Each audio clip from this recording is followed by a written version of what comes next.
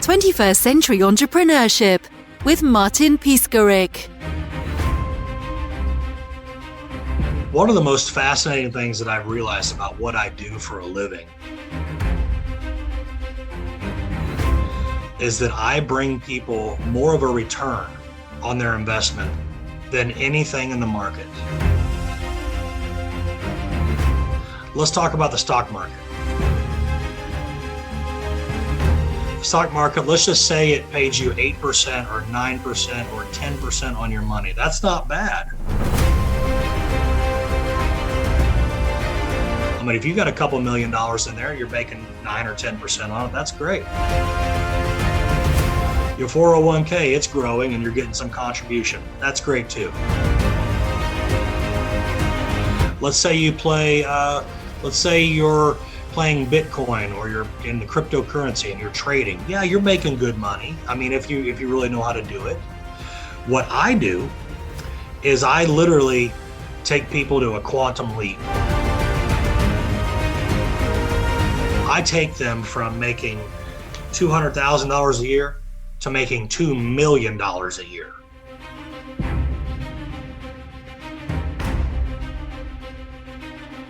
There's nothing in the market that can compete with the results that I bring people, because I know how to take somebody who's making a certain dollar amount in their company, and then I can sell that and I can get them back a lot more dry powder or liquidity to go buy a new business.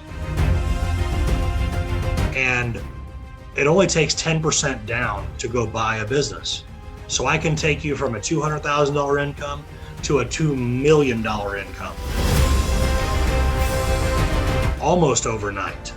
And there's nothing in the market that can do that. You know, you can't buy homes and make that kind of money by flipping them. You can't buy stocks and investments and flip them like that. I make people wealthy with what I do.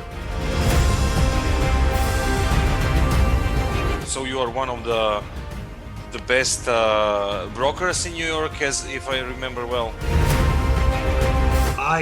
Throughout the country, I've been ranked the #1 broker by several publications, and I've done a damn good job at it. I really have, and it's because I'm driven for it. I have worked my ass off to get there. I built and sold companies on my own.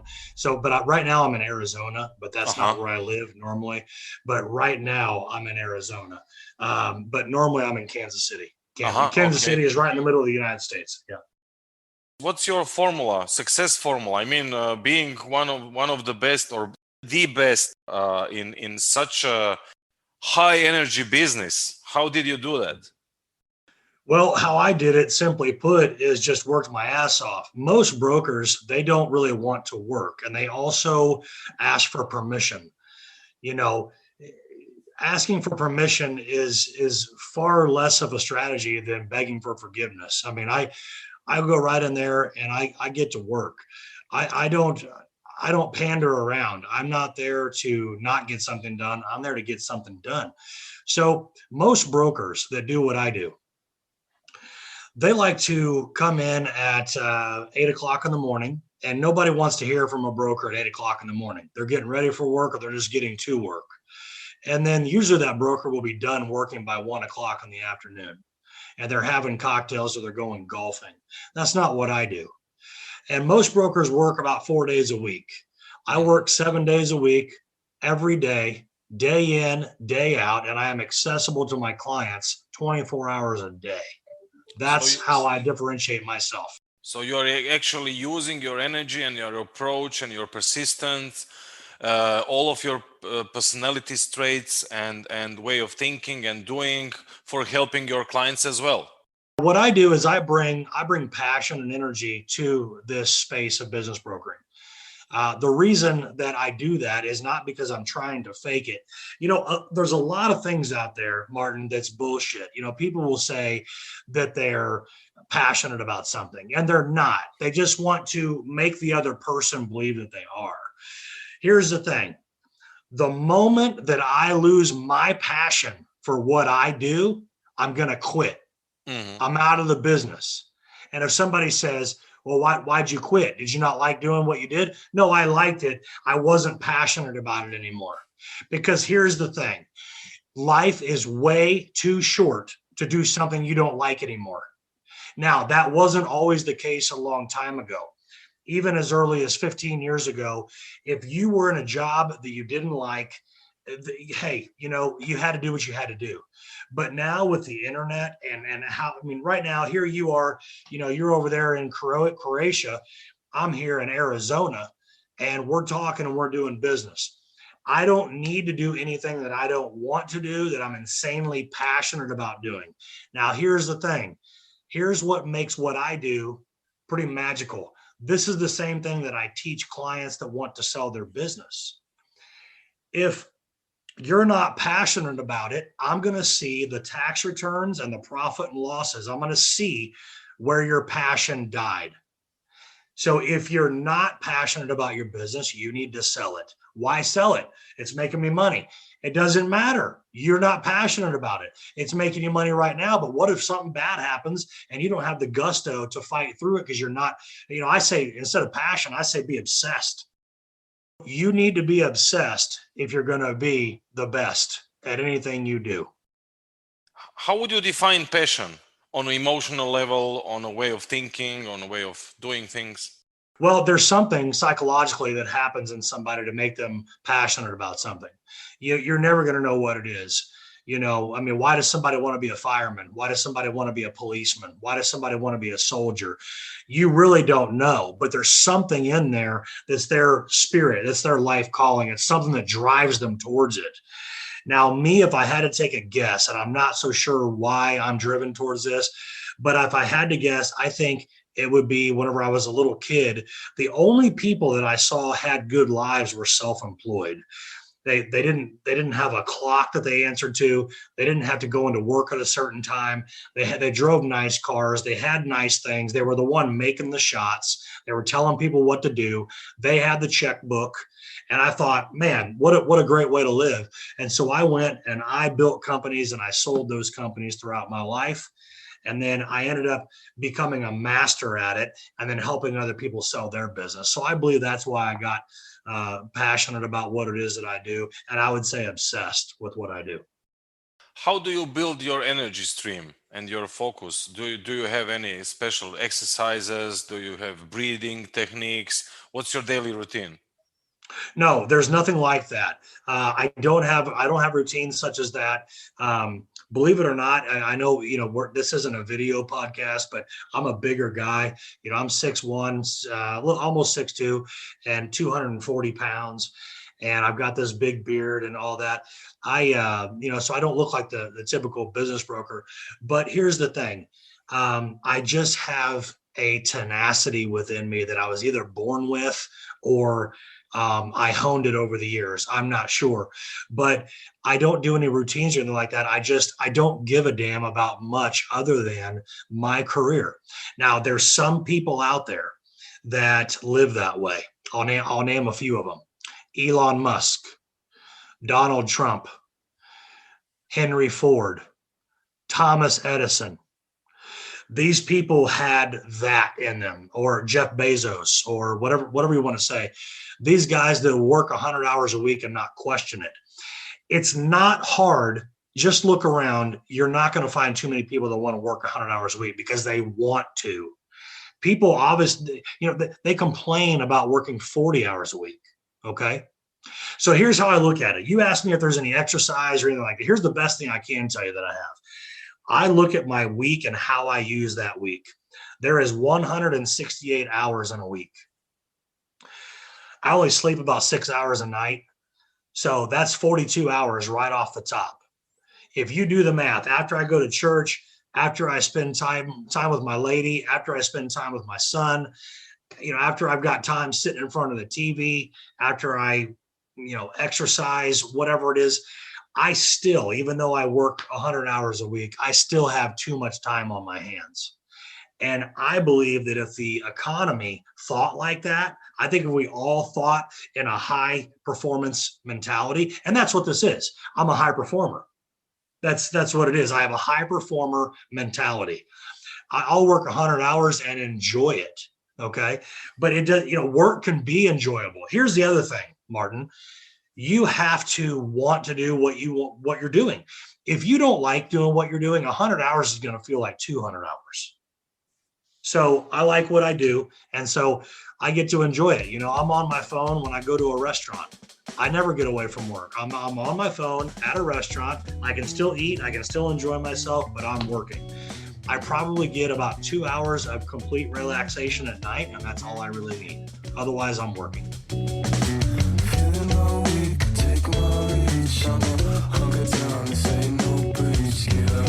So Chad, any pitfalls, any tipping points in your life?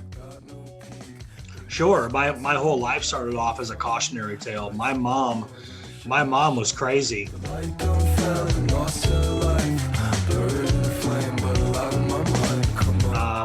Absolutely. She's still alive, actually, but absolutely crazy.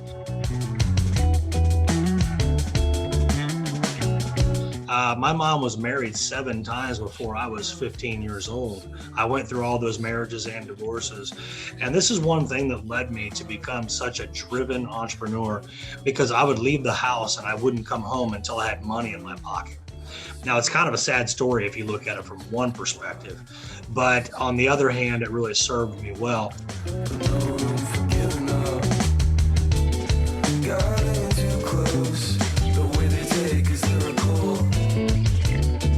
I would literally go out. I was 7, 8 years old. I'd be knocking on doors until 9 o'clock at night to see if I could do something for my neighbors. If I could walk their dog, or if I could babysit, or if I could even picking up their paper. I would pick flowers, flower beds. I'd pick weeds out of flower beds. This is what I did as a young kid, because as a young kid, I knew that if it was meant to be, it was up to me. If it's meant to be, it's up to me. I knew that as a young kid. And that full ownership and responsibility of yourself is what this world needs. I'm glad I'm that way. I get more pissed off that the world is not that way, because I was given nothing and I had to figure it out on my own. And that's where a lot of my intensity comes from. I'm not here to play the role. I'm here to make the thing happen. And that's the difference between me and most of the world. So I spend more time being frustrated that other people are not as driven as I am. And it probably comes from the life that I had whenever I was younger. It taught me to be a fighter. It taught me to be resilient. It taught me that nobody's here to save the day. And I think that if you spend enough time talking to people about your problems, you will soon realize that no one really cares, because they're not going to solve them for you. They might be a friend and say, okay, well, I'm sad you're going through that, or, oh, that really sucks, or, that's no fun, or maybe I can talk to you about it. But what are they really going to do? You're the only person that can fix it. And so, this is what my life of adversity taught me, is that I have to figure this out. Now, if somebody comes along and helps me, then great. Then I count that as a blessing, but I don't count on it. How would you define your perfect day? My perfect day would be to wake up in the morning and I immediately start working. That's what I do. I work right whenever I get out of bed. I don't even get out of bed. I'm already working. Okay. I will work for 2 or 3 hours consistently. Now, by the time that other people are getting ready, putting on their suit, putting on their makeup, driving through traffic, I don't have to do all that. I've got 3 hours of intense work done before they even get to the office. Then what I'd like to do is go have a good breakfast. Perhaps I work out. And by the way, I'm on the phone whenever I'm having breakfast. I'm on the phone whenever I'm working out. I never get away from work. I work until about 7 o'clock. And then I sit down, I relax. I have a cigar or my pipe. I have dinner. And then after that, I get back to work. And then I work on creative things that you see on the web, on blogs, videos, things like that, till about 1:30, 2 o'clock in the morning. And then I do it all over again the next day. In other words, a perfect day for me means a full day of working at my career. What makes you happy? Working. Yeah, Okay. Working makes me happy.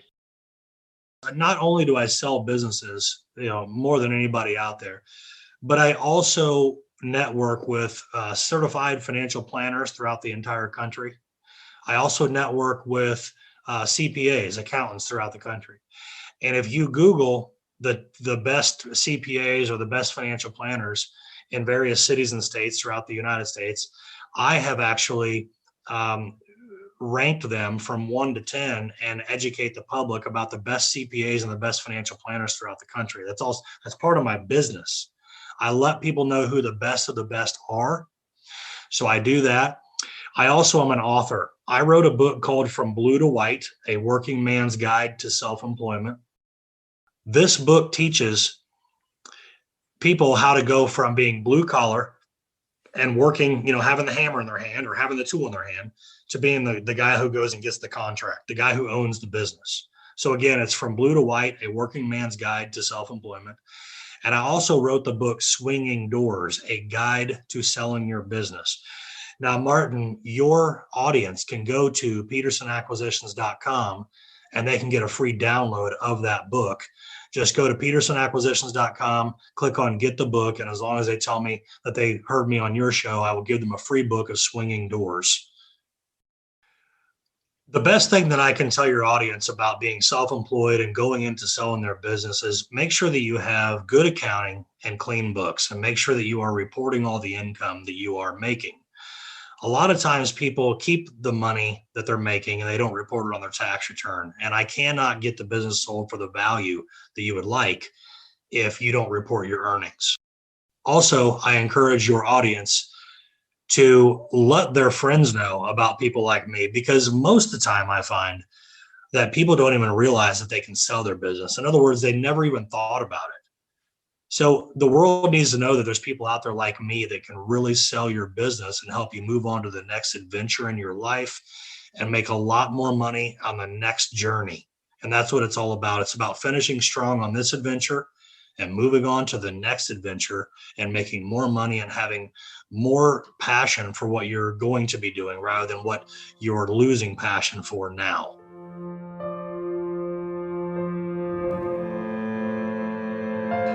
I think one of the greatest things about the human experience is the tragedy that turns into triumph. I think that if you have tragedy, such as I have had tragedy in my life, and I'm open about it, as I was earlier. I'm very open about where I've been. But there's also triumph in that too. You have a choice in life.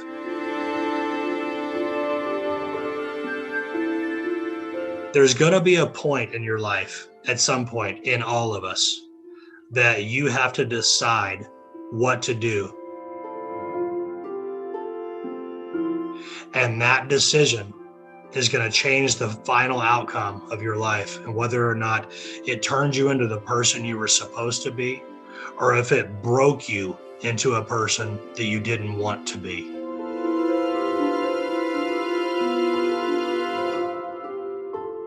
Everybody is going to face that. Everybody, all of us, every single person. So as an example, I was raised in a madhouse of a home with my mother, and it was just crazy. And look what those skills taught me. Those skills taught me how to be in a high stress environment. They taught me how to be level-headed against the heaviest of circumstances. And it taught me how to be a good father. And I'm a wonderful father to my son, and I love him dearly. And I'm teaching him what was not taught to me. And so the tragedy ended up being triumph in my life. And that's what I think everybody hopes for themselves. And it really is a decision. And as soon as you can quit being the victim and take ownership of your circumstances, that's the day that you get power to make the decision to make it better. And now with the World Wide Web and all the information that we have access to, there are no excuses. If something bad happened to your life, you can get online and figure out how to turn it around. You can learn from other people. You can listen to your podcast, Martin, and learn a ton, and you can turn your life around. And that's what people have to do. They have to take ownership and responsibility to take tragedy and turn it into triumph. Otherwise, your life will not be worth remembering. People can contact me at petersonacquisitions.com. and that's www.petersonacquisitions.com. You can also Google the best business broker to sell your business. You'll find me on various lists out there. And the contact form on the website at petersonacquisitions.com is the best way to do that. And again, your audience can get a free download of Swinging Doors, a guide to selling your business, if they just let me know that they heard me on your podcast. 21st Century Entrepreneurship with Martin Piskarik.